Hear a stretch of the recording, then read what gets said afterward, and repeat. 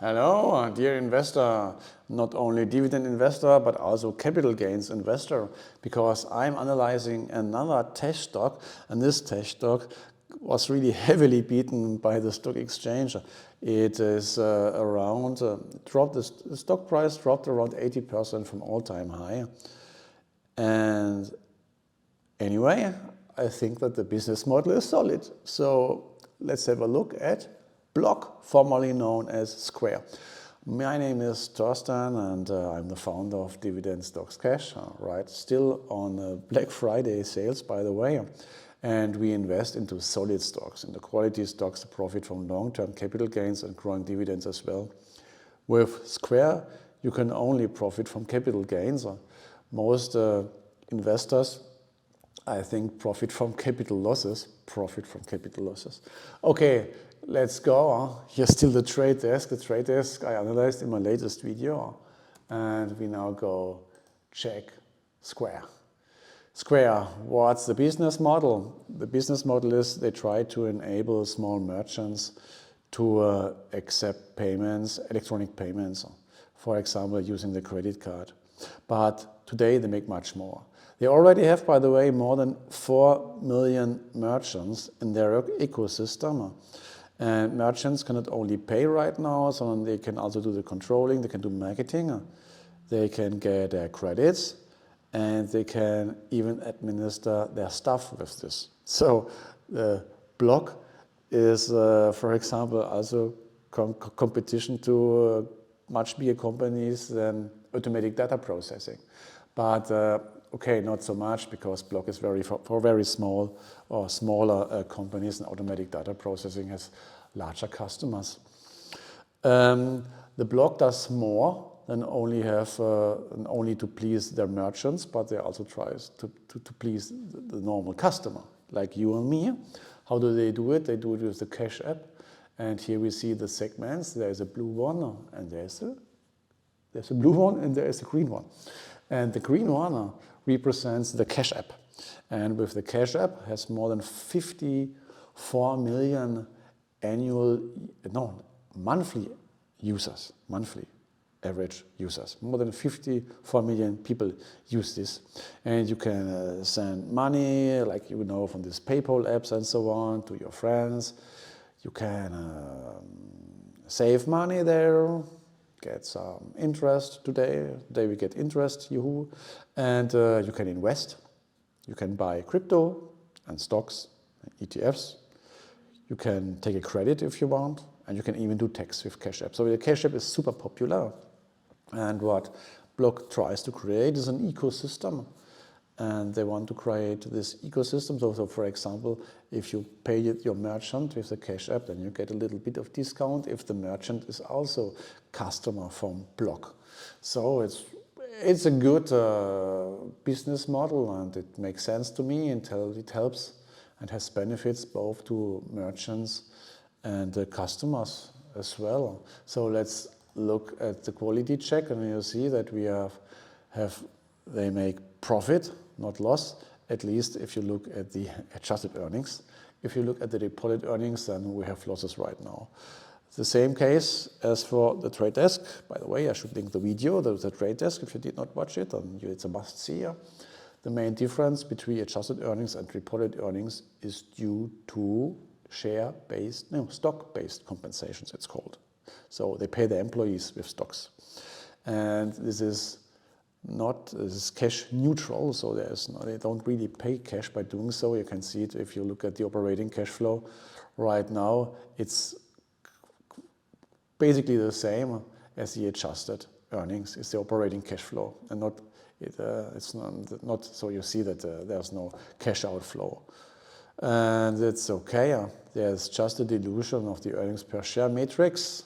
Here, and see if you want to see the dilution of the earnings per share matrix, and you can see it here, 14 US cent in the year 22, for example, based on the reported earnings. But you see here that the shares outstanding really went up. That's not due to stock-based compensations, at least not in the first place, but due to an acquisition. The acquisition of afterpay for 29 billion US dollar in 21, and this is also the reason why you have so much goodwill starting in the balance sheet in 22. But otherwise, the balance sheet is okay, so we are more or less, let's have a look. We have no net debt. So if you see that the liquidity is higher than the interest-bearing debt. So yeah, basically debt-free.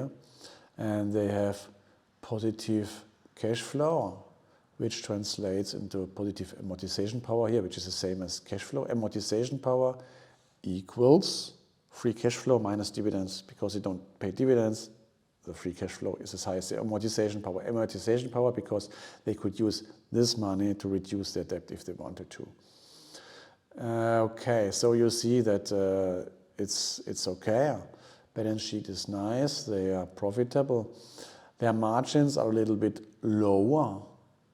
But there you need to know that when their customers using the Cash App buy cryptos like Bitcoin, this is counted as revenue. This is a little bit strange. The revenue is much higher than it should be. And this brings margins down. If you look into the segments, you see that their operating margins are much higher. So the business is profitable. Let's have a look at the stock price and about the performance. And yes, you said, did I say it? I think yes. Huh? You lost about 80% with the stock from the all-time high. Ouch. Okay, let's have a look at the multiples. And the multiples were partly, surprise, surprise, very high, above 100, even above 200. Right now we are around 30, which is much lower than it was in the past. Let's have a look in the fair value. And that's a little bit more difficult than the trade desk, but it's still possible using both adjusted earnings or operating cash flow. We use the adjusted earnings. We show the fair value based on adjusted earnings. Let's zoom in a little. And then we see nicely the overvaluation and then the correction here. But the stock price went much more down than the fair value went down. But here we need to see that the price earnings, average price earnings is 125. That's a little bit much. We need to bring it down. For the trade desk, I did not do it. Trade desk, I use a little bit another approach, but here we need to bring it down, but because it's much too high. We have growth rates are okay, based on adjusted earnings, close to 60%, 30% for the next years. This is really much, but 125 is anyway too high. What we can do now, we need to lower the average multiple used to calculate this fair value. And if we want to be really conservative, we take the approach of the stock markets. So to speak, this translates to the current price earnings of 37.8. I mean 37.8. If I do so, we see that the fair value based on the last 4 quarters is $59, which corresponds to the current stock price, which is also $59. And now the expected annual yield is only the result of earnings growth. And this gives us an annual yield expectation of 43% each year. This is super high. Okay, there you see, there is some potential for this stock. So if you believe, if you don't care, or if dividends are not a must for you, if you believe in the business model, then, and if you believe that the analysts are right, also have a look about the spread of the analyst estimates. Spread or range from $168 till $4. So there's a high degree of uncertainty. And we take the median. The median here, in this case, for 24 is $3, 4. So there are some analysts below and there are some analysts above the median. So it is a stock quality stock, business model makes sense, valuation is moderate in my point of view, and the earnings growth, the estimated earnings growth looks solid. So it might be a buy, but it's up to you, it's your decision. Okay, what do you think? Drop a comment below. Is a block and a stock which sounds interesting to you, yes or no? And you can also, of course, write down some tech stocks I should analyze next. Okay, thanks for watching and see you next time. Bye bye.